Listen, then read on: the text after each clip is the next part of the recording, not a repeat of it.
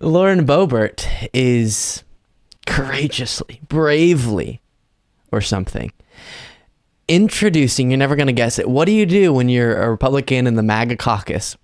And not that that's an official caucus, but the MAGA part of the GOP. And you don't feel like you're getting enough attention right now. You're not prominent enough. You need Fox News and Newsmax to call you up for an interview. What do? You introduce articles of impeachment to impeach Joe Biden. For what? I guess I'll let her explain.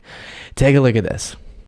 The single greatest country in the world. I introduce these articles of impeachment not for personal gain or even political popularity. I introduced articles of impeachment on behalf of the American people. And if there are members of Congress in the Republican conference who don't want to bring this up and debate it in committee, then I will make sure that a privileged resolution comes to the floor and force members of Congress to vote on these articles of impeachment. I'm tired of waiting around. Americans all across the country are screaming that we need to do something. They're tired of only having hearings and investigations and just talking heads on TV saying what they want to do or what they're going to do. And so I made sure I drafted these articles of impeachment in a manner that I could call them up for a vote at any time. So I want to see if they're going to bring them up in committee, and if not, then we are going to force this on the House floor and really hold members of Congress in a place and in a position to say, do you think that this man should stay in office or not? Now, of course, we don't mind that he would be the candidate that President Trump would run against if he wins the primary, which I believe that he will. Happy birthday, President Trump. And, we don't mind if that is his opponent, but this man should not be in office. So we hope and it's far past time to impeach him. We hope so.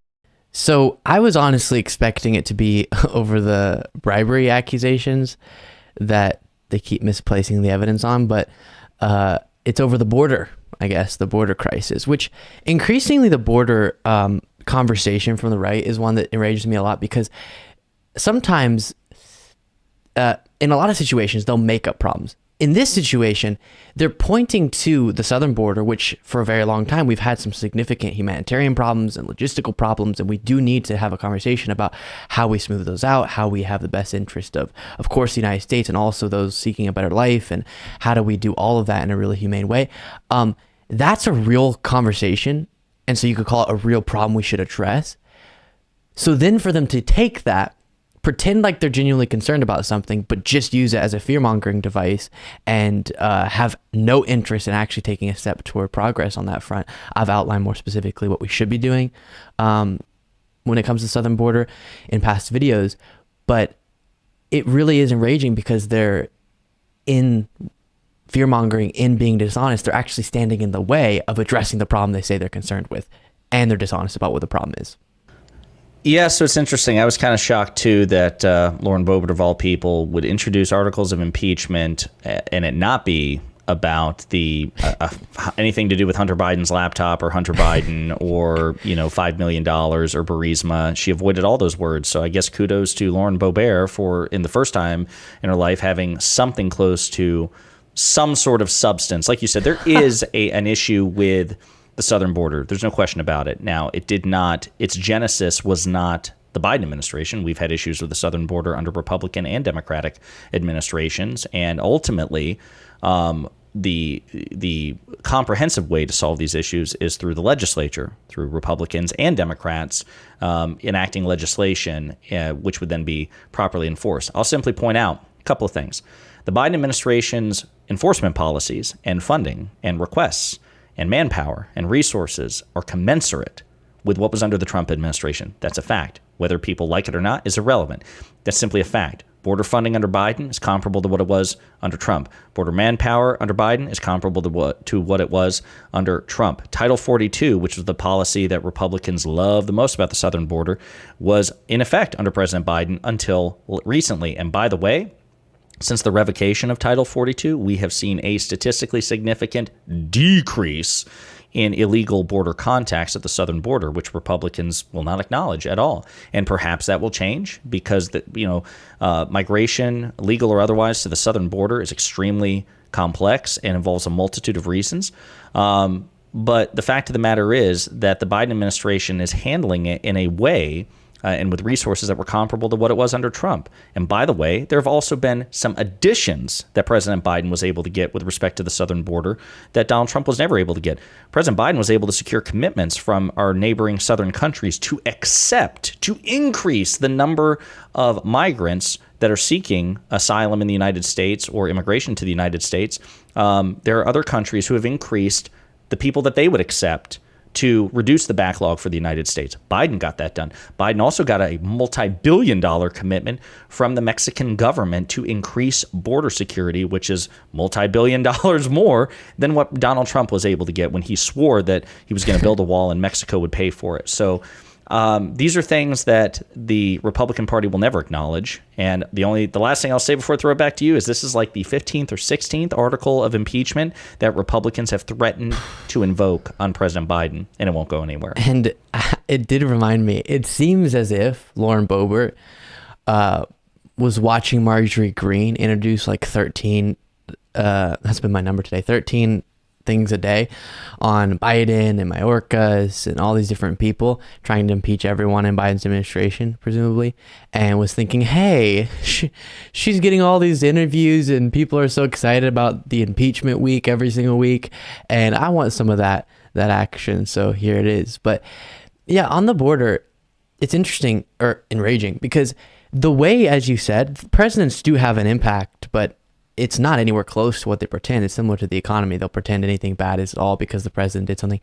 And here, legislatively, that's how we're going to have to address this. And one of the big things that Republicans never get on board with, and thus we don't have immigration reform, is we do have to invest in our legal immigration system, and we can take on a lot of legal immigration, and we should make it easier and more effective for that to happen for people. These backlogs in part are caused by a lack of resources to the asylum seeking process and just the system generally.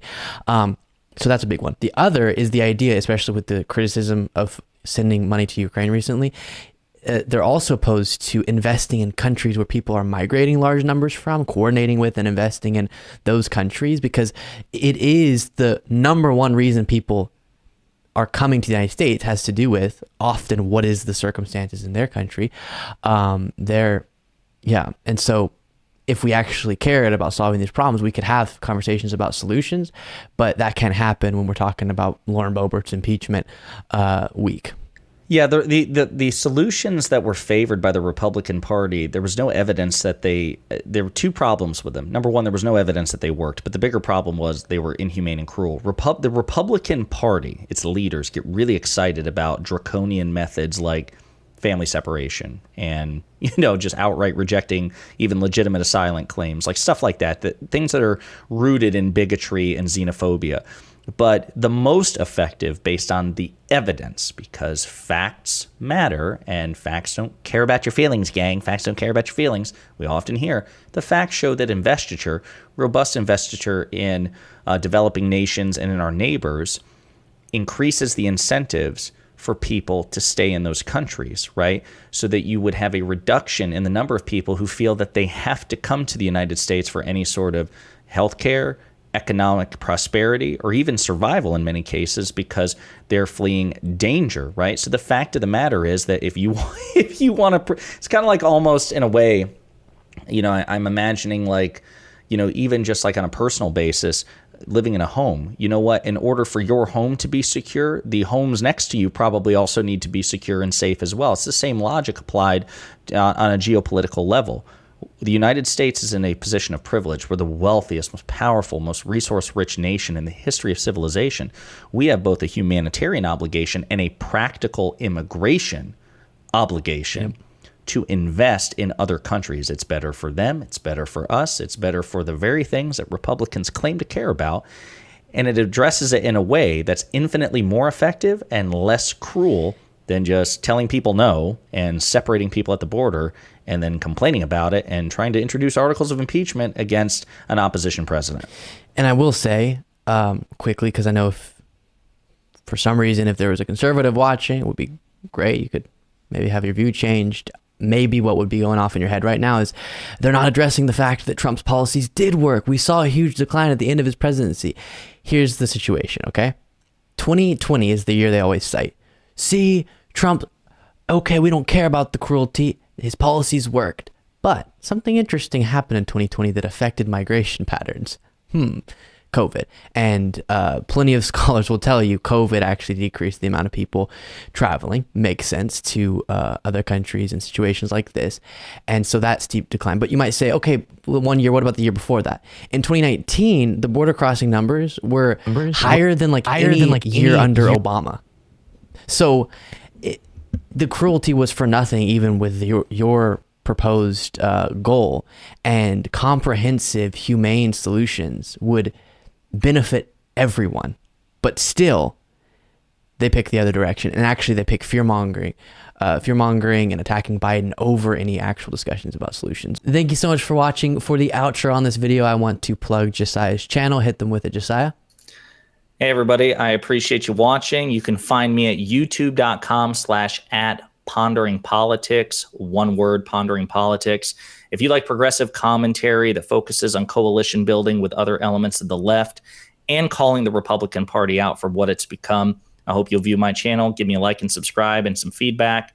Again, youtube.com/@ponderingpolitics. Thanks again.